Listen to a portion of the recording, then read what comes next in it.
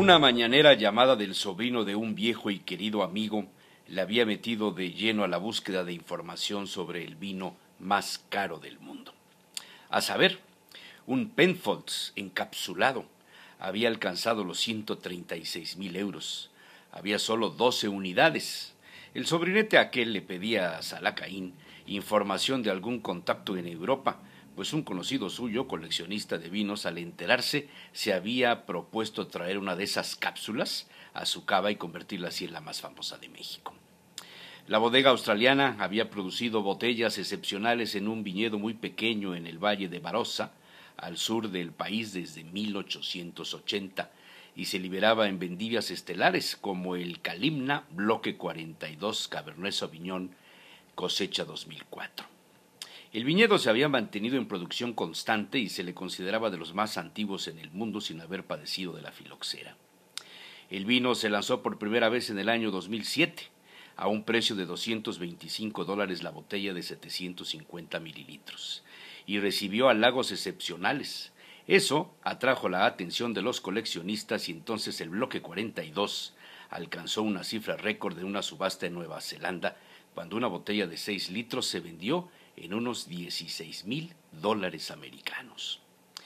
Los bodegueros Penfolds guardaron el vino y ahora lo presentan en una ampolla de vidrio soplado, sellada sin corcho, diseñada y firmada por Nick Monte, un artista de vidrio de Adelaida, y suspendida dentro de un recipiente de vidrio también fabricado especialmente. Todo ello dentro de un armario de madera hecho a mano. En verdad, Salacaín había visto las fotografías. Se trataba de una obra de arte dentro de otras dos obras de arte, y el vino tenía las mejores referencias, pero de ahí a pagar 136,000 euros había una gran distancia. Sus contactos en Londres le habían dicho a Salacaín: no es el vino lo que adquirís, sino la pompa y circunstancia al momento de abrirla, pues el precio incluye la presencia de un enólogo de Penfolds, equipado con una herramienta de plata de ley, un diseño especial de tungsteno con punta, para abrir la cápsula en una ceremonia especialmente recreada en cualquier parte del mundo.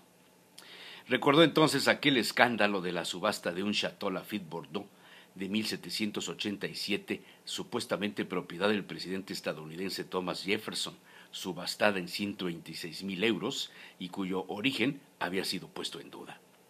Terminada su gestión y pasada la información, el aventurero se dirigió a la cocina. Rosa cocía betabeles para la ensalada de Nochebuena. A ciencia cierta, el origen de esta tradición gastronómica, empleada en la cena confeccionada para el tránsito del 24 al 25 de diciembre, era desconocido. Al aventurero le había movido a la investigación el empleo de ingredientes más propios del verano y no tanto del recién llegado invierno. Dos productos totalmente arraigados en Mesoamérica, la jícama y el cacahuate, habían sido incorporados en la famosa ensalada con sello autóctono y sincrético. Evidentemente la presencia de ambos está relacionada con la temporada de cultivo, y alguna boca placentera habrá en un momento dado pensado en la mezcla para unirlos al betabel originario del sur europeo y poco empleado en la época virreinal por los españoles. De hecho, contaba Salacaín a la cocinera mientras pelaba los cacahuates recién llegados del mercado, el diccionario de la Academia de mediados del siglo XIX no contenía ninguna entrada con la palabra betabel o sus sinónimos empleados desde hacía siglos, remolacha y betarraga. Seguramente los españoles despreciaron en su momento la raíz de la beta vulgaris, pues su consumo estuvo más cercano a la alimentación de animales y no de personas. Pero en las culturas europeas del este, el betabel alcanzó a las grandes mesas.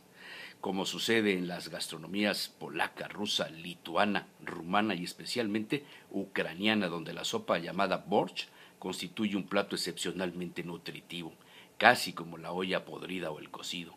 Se le agregan judías, zanahoria, pepino, col, papas, cebollas, tomates y carnes de pollo, cerdo y ternera. Pero también existe el borsch frío, una especie de sopa dulce con betabel en rebanadas, cocinadas con caldo, cebolla y crema ácida. Y por supuesto Salacaín recordó la remolacha, también se ha convertido en azúcar durante un buen tiempo, era el endulzante más barato en el mercado. ¿De dónde salió la receta de la ensalada de Nochebuena?, preguntó Rosa al aventurero, quien saboreaba a esas horas de la mañana un aromático café producido en una coqueta y simpática cafetera italiana, capaz de conseguir los 16 bares marcados por los expertos para extraer el mejor sabor y olor del café recién molido. Y el aventurero fue a la biblioteca y sacó un pequeño libro, El cocinero mexicano, el compendio más antiguo hasta ahora conocido, impreso en 1831, reflejo de la cocina poblana barroca. Un viejo amigo le había obsequiado la colección de los 3 tomos. Lo abrió en la página 108, donde aparecía el título Sección Segunda de las ensaladas, y procedió a leer a Rosa, de Nochebuena. De todas las ensaladas, la más pomposa y magnífica es sin contradicción la de Nochebuena, de suerte que podía llamarse la ensalada por antonomasia. Qué mezcla de cosas, qué abundancia de sustancias. Un platón de ella es la plaza del volador en miniatura, y en una palabra es la olla podrida de viernes y en crudo.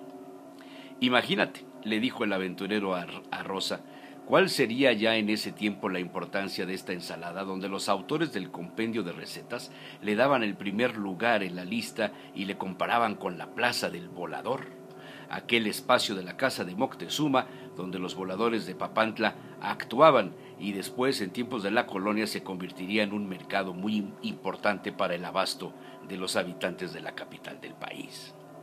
Y continuó leyendo la receta. Se ponen a cocer las zanahorias y los betabeles, pero estos son con todo y rabo, y para que queden colorados no se echan a cocer sino hasta que esté hirviendo la agua de tequesquite asentado. Unas y otros se pican muy menudos y estando fríos se revuelven con la lechuga, que también estará picada muy menuda. Se asan dientes de ajo según la cantidad de ensalada, y con pimienta se muele y echa sobre la lechuga con su correspondiente aceite y vinagre. Se le mezclan pasas, almendras, cacahuates pelados, plátano asado y frutas de esta clase que se tengan, y por encima se adorna con jícamas, naranjas, perón, plátano, todo rebanado, con rábanos divididos en 4, chilitos y aceitunas. La receta original ha evolucionado. Hoy día es común entre las familias poblanas hacer la ensalada de Nochebuena con betabel cocido, rebanado en pequeños trozos, mezclado con jugo de naranja, el propio caldo de el betabel, la lechuga, jícama troceados, gajos pelados de naranja, cacahuates y a veces almendras. Pero en el año de 1888 aparece el nuevo cocinero mexicano en forma de diccionario, editado por Boret en París y en México. En él se da cuenta de otra forma de comer la raíz del betabel en ensalada. Cocida en agua, al horno o bajo el rescoldo, se come en ensalada con apio, pero será mejor si se hace con cebolla cocida, alcaparras, mastuerzo o capuchina, una especie de berros, y pepinillos encurtidos. Aquí se nota, le dijo Salacaín a Rosa, la influencia de Europa del Este en la cocina poblana. Después de la presencia de Maximiliano de Habsburgo, aparecen los pepinillos, seguramente demandados por los seguidores del frustrado emperador. ¿Y la jícama? Vaya, si es importante esta planta, regalo de México al mundo. Los españoles la descubrieron aquí. Su nombre proviene del náhuatl xícama o xicamatl y constituye un estuche de propiedades curativas, antioxidante, combate la diabetes, reduce el colesterol y los triglicéridos, corrige desórdenes estomacales, ayuda al colon y aumenta el sistema inmunológico. Tal vez estos conocimientos de los antiguos habitantes de la gran Tenochtitlán y la sabiduría de los europeos hicieron posible su armonía gastronómica con el betabel, conocido hoy por sus altas propiedades de combatir el cáncer.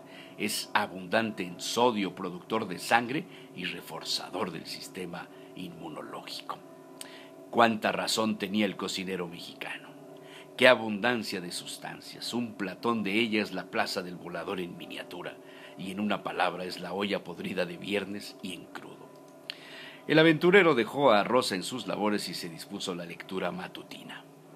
Las Metamorfosis, especie de novela picaresca del siglo II de Lucio Apuleyo, conocida como El asno de oro, de quien alguna vez leyó esta frase: la primera copa de vino es para la sed, la segunda para la alegría, la tercera para el placer, la cuarta para la insensatez.